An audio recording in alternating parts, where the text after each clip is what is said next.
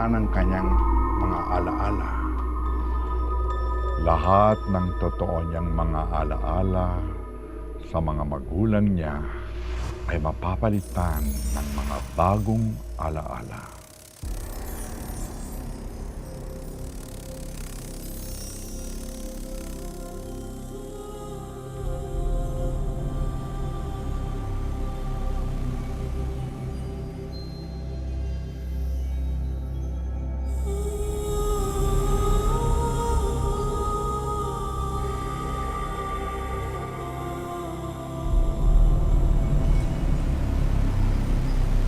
Una ba, tapos sa espada.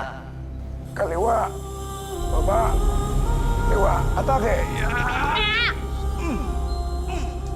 Ya. Ya. Ya. Ya.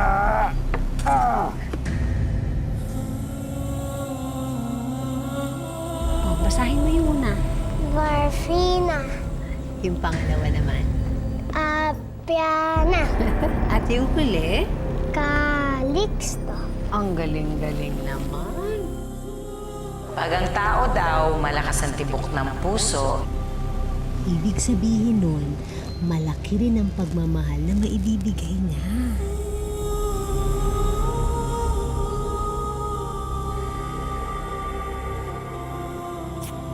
Eh, paano naman ako?